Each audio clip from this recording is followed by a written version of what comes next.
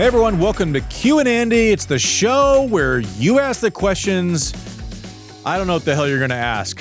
Normally producer Mike, but he is off. Techie Sean in the big chair. Here we are. For Q&A. Wow. Let's do this shit. All right, cool. Well, before we get started, I'm going to try and remember Mike's preamble, but if you want to go ahead and ask questions, go ahead and submit them to askandy@servepodcast.com or just go to our website, servepodcast.com. There's a little button up there. You can send in your questions. Boop. Boop, boop. Oh, we have a button now?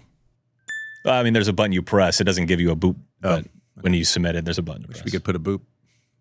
We'll look into it. We'll look into it. Don't want to get in the way of momentum. All right, cool. Question number one, starting off, we have a question from Jane who writes, should coaches teach young players to play like Jannik Sinner or Carlos Alcaraz? I hate that. I hate that thing. Like I've been a coach, like I coach my players to hit their forehands like Pete Sampras. What? No, you can't teach everyone to play. Like, what if you try to teach everyone to play like Johnny Mac? You gonna take like half swings? Yeah. And like, no. I mean, if there are technical parts that you like, right? Their preparation is phenomenal. Their footwork is phenomenal. If there's things you want to copycat, but yeah, do you want to teach every junior to hit the ball as hard as they can off both wings and not miss like Sinner? I don't know. I would take out the parts that are that aren't based in like the best ball striking of all time, right? His ability, the circle C movement to get forehands, the getting in and out of the corners. Listen, if you want to say, I'd like the options, I need to learn how to hit a chip, I need to be able to switch paces, all of those things, yes, but to simply say like, I teach kids to play like Jannik Sinner. Yeah? Do you have a bridge that you can sell me? Nice. All right, cool. Speaking of Carlos, Maxwell wrote in asking, Alcaraz seems to develop changes to his game more quickly than others. What affects how fast a player can adapt?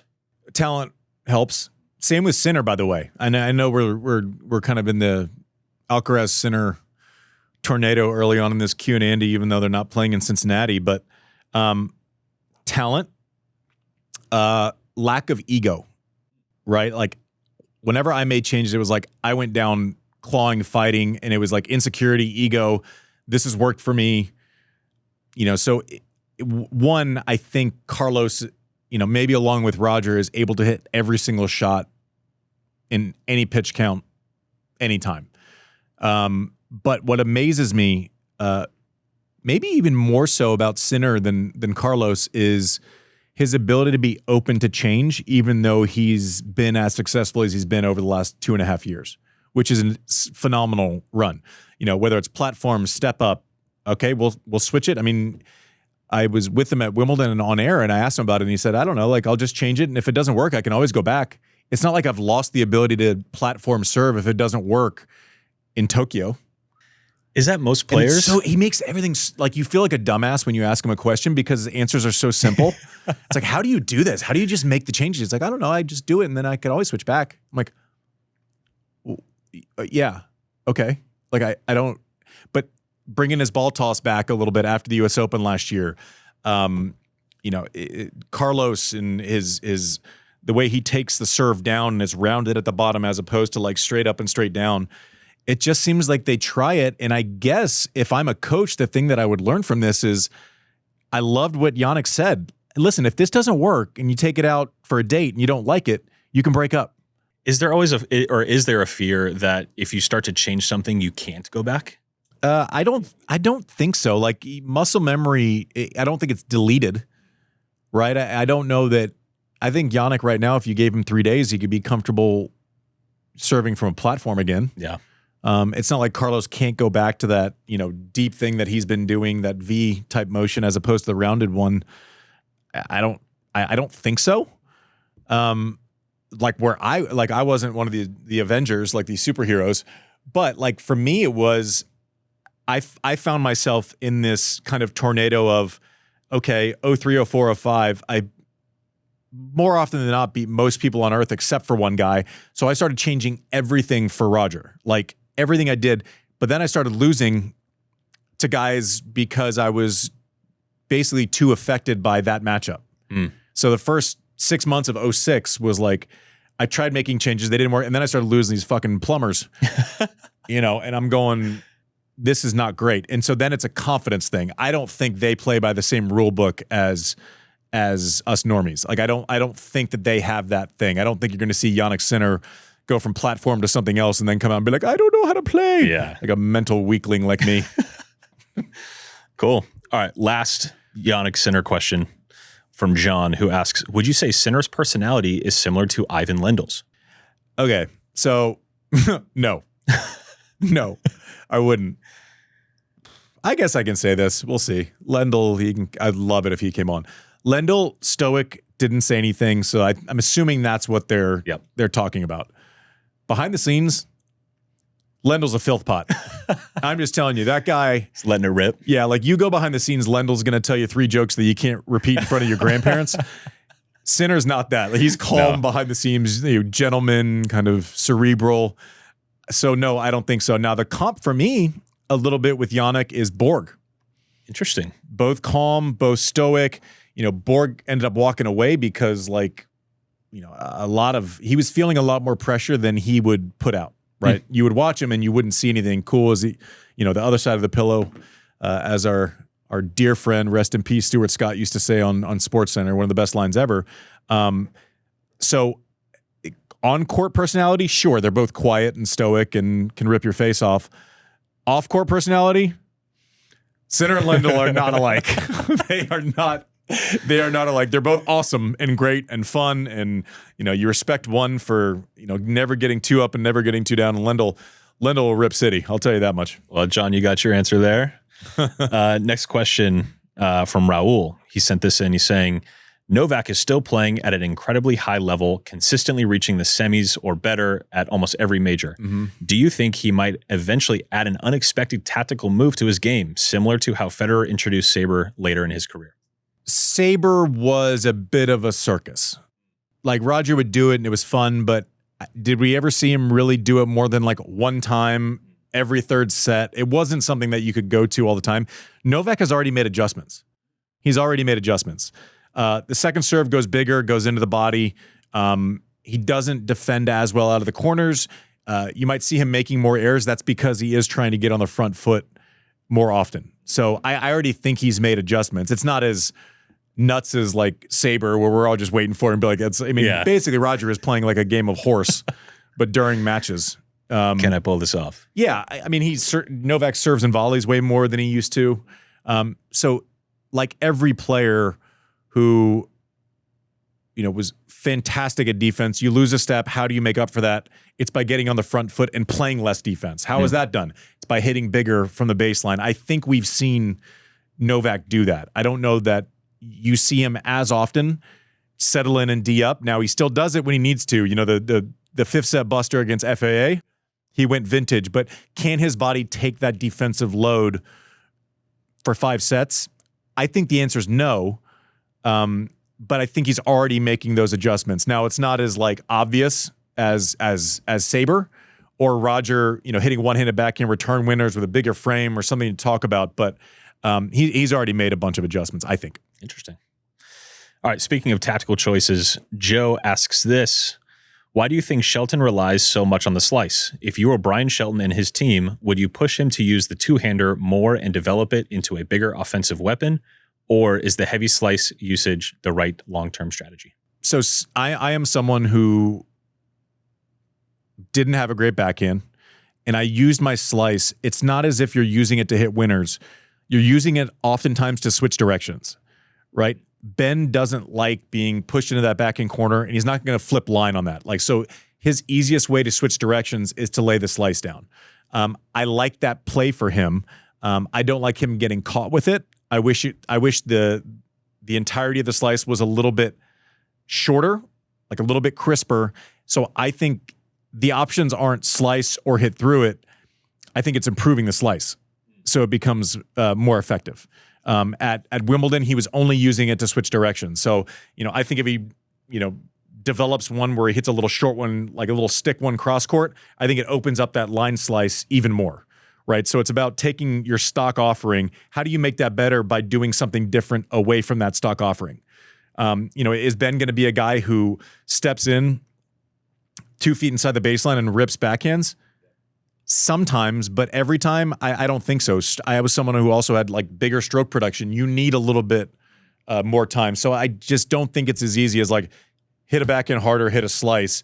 How do we make that stock offering of a slice or the backhand better would be the question. So, and just for anyone who might be new to tennis, with a slice, what about his slice is allowing him to switch directions? Is it the timing because it's a little bit slower? It's just a matter of finding the pattern you want. So switching directions is basically like he likes taking his backhand from his backhand corner middle or cross, right? So that forehand's coming back into his backhand. So if he lays the slice down line, all of a sudden that backhand traffic comes to his forehand. So the slice is more about switching the patterns, not switching directions to finish a point. Got it. It's basically like we've gotten into this thing where his forehand's going to my backhand. We saw this at Roland Garros. We saw this at Wimbledon.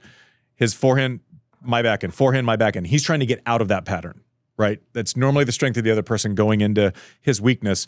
Laying a slice down line all of a sudden makes that pattern flip to where your opponent's backhand is most likely coming in to your strength. So he's trying to get the shot that he wants. He's trying to switch the pattern. Got it. Cool. All right, next up, Abanov asks, Casper Ruud almost hits the ball while it's still rising. And his toss, it looks like he's talking about his serve. Yeah.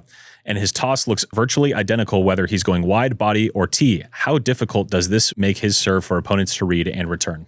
Yeah, he's got that quick little pop serve, like almost Roscoe Tanner-ish for those of you who are older than me.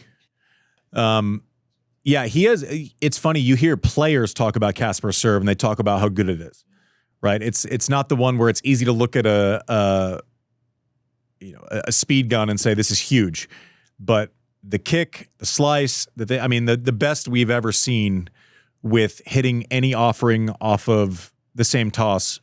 Two guys you might have heard of, Sampras, Federer. Like they can hit any serve in any count off of the same toss, and it's tough to read. Like I could have a break point against Roger tomorrow, and I don't know what to read for in his toss. And Roger even took it a step further. Pete's was pretty much always in the same spot, like rhythm server, and like you just couldn't read it.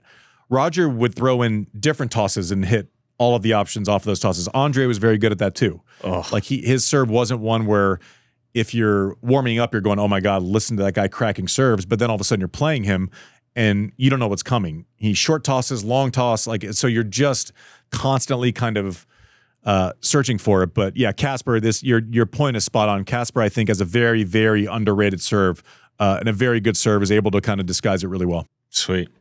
All right, Mark asks, and this is kind of a similar question, but on the other tour, Mark asks, Iga Swiatek struggled with Alex Eala's slower serve at Wimbledon, and Jessica Pegula even practiced against slower serves before their DC final. Mm-hmm. Could we see more WTA players intentionally adding slower serves or preparing specifically to receive them as part of their match strategy? Here's the difference. It's not just anybody goes out there and hits a slow serve and they get away with it. It's Eala's ability to crush the next ball if you don't square up that return. So now I was a returner who had a hard time creating pace on a slow second serve. Like I used to play Marty and he'd hit this little bunny 81 mile an hour kick serve where I had all day, but he knew that I couldn't bruise him off the backhand side. Right. So therefore he wasn't in a rush to hit it. So the difference is it's not just making the serve or hitting a good return. It's against Eala. If you don't square it up, she's able to hit that middle ball both directions with pace on the next shot. So it's not just about you can't take someone who doesn't have Eala's ball striking ability or ability to hit, directionally to the corners and just say, I'm going to serve slower against Iga Swiatek. Welcome to your death. Yeah. That's not the way it works. It's being able to create enough pace to offset what Eala is trying to do on that next ball. I think Eala's serve, her second serve especially, is probably more effective with the slower version than if it was 10 miles an hour faster. Like I think she's starting to kind of figure out how to use it as well, and maybe not being obsessed with pace, but like I'm going to throw you this one, and you better hit it. You better hit it firm, otherwise you're going for a ride on the next ball. Yeah, interesting. All right, we got a question from Gustavo from Peru, and it's a video question. Boom. I have this from 2009. It's an exhibition match that you did. Oh, against Orna. In Peru. I'm from Peru. Yeah. And one question was about exhibition matches. how well did you like to go? How did you remember this experience in Lima, Peru?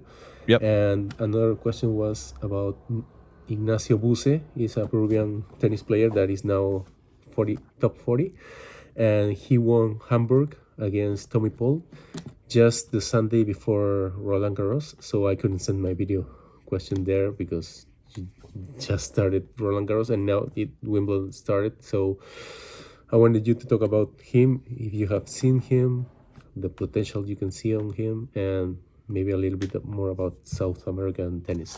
Thank you. Yeah, Buse, I'll start with your second question. Has been fantastic. I mean, winning in Hamburg, beating quality players like Tommy Paul. I like to see success coming from South America. Fonseca is so important. Buse is so important. When I was coming up, it was Corey Nalbanyan, Gaudio, Del Potro, Guga Kuerten. Maybe you were named after him. I don't know. But we need that market interested in tennis. How does that happen with players playing deep into tournaments and telling their stories? So I hope for continued success because I have such an affinity. Whenever I go to South America, I absolutely love it. You asked about the exhibition I played against Luis Orno. I remember one very, very, very specific part of that exo, and it had nothing to do with the actual match. You ready for this? I'm ready. Okay. One, I like playing exos. It's fun. It's like you can go get a sweat in. You're interacting with people. It's not as serious as a normal match. I used to really enjoy playing those. And Luis Orno was a great player from Peru. We're on our way to the match. I landed, I don't know if I landed that morning or the day before in Lima. And I was in the back of the car with my agent at the time, Ken Meyerson. Rest in peace, Kenny. And we're in the back. We're going nowhere. The traffic is so bad. We can't, I think there was an accident or something, but we had an escort, to go to this venue in Peru. So match is starting in 35 minutes. We're a parking lot and we're not going to make it. So I looked at Ken. I said, "You're not going to like what I'm about to do." And he said, "What do you just?" So I get out of the car, rack a bag over my back. I get on the back of one of the motorcycles, the escort motorcycles, with the cop, and I go, "We got to go." Wow. I get there. I pull up in time. We're 2 minutes away from starting intros. Meyerson stayed in the car and arrived an hour later. Oh my gosh. So I remember that specific. I probably wouldn't remember every EXO I've ever played, but I remember that one because it's the only EXO I almost missed. What was it like zipping through Lima traffic on a motorcycle? Fun. It was pretty fun. I can't imagine. I'm not like a motorcycle guy. I don't want to be on one if I don't have to be, but it seemed like the right circumstance to let a rip tater chip. That's pretty cool. Yeah. So Gustavo, man, cheers. Thank you for listening. Thank you for your questions. Vamos! South America. South America. All right. And then we have a random question of the day. Bubba, please play it. Time for the random question of the day. Somewhere Mike is giving a shit-eating grin. It felt fitting to use Mike's favorite segment to talk about probably one of Mike's favorite things in the world. John asks, with the Cincinnati Open starting, what are your thoughts on Skyline Chili? Skyline Chili. I mean, Mike should be here for this one. Obviously, he's just completely mailing it in. But Skyline Chili is fine. Like anyone not from Cincinnati, you ask them how Skyline Chili is. It's like, oh, it's an interesting thing. Like that you all chose to do that, putting chili on top of spaghetti. Like that's a thing. And then you ask anyone from Cincinnati, shoulders go back, the chest goes out a little bit. And they go, Skyline Chili's the best. I'm like, is it? It's not the best. It's not the best. I really liked it. I liked it on top of the... Dude, I'm sorry. Well, Okay, so I just Techie Sean, you can eat mountains of trash and it doesn't affect your stomach. Well, what's trash? Dude, you get to New York, be honest, where's your first stop in New York? It's a halal cart. Street meat for sure. And that's not trash. Dude. I'm telling you, if I ate like you, I would never be able to be more than 12 feet away from a toilet. I mean, there have been some close calls. But. Yeah, so you probably love Skyline Chili. I do like Skyline Chili. Absolutely. So Sean will eat piles of all of this stuff, and it's never even like an issue. It's no problem. But you give him an egg, I get a scrambled egg. His head explodes. something else explodes. But Your body only processes like it's like the best thing too. Not having a scrambled egg in the morning like is if you the have worst. broccoli and some eggs, you're going to be a disaster. But if you go straight halal cart in New York City and you rip that with Skyline Chili, Yeah. you're just feeling peak. I'm good to go. God, you'd be a hell of a car if you could just put any type of gasoline yeah. and just perform. It'd be the worst kind. Oof. It's probably a side tangent that no one wanted to hear. No, nobody. Do we have any others? That's it. Oh, that's a great way to end the show. Thanks for watching Q&A. We'll see you next week.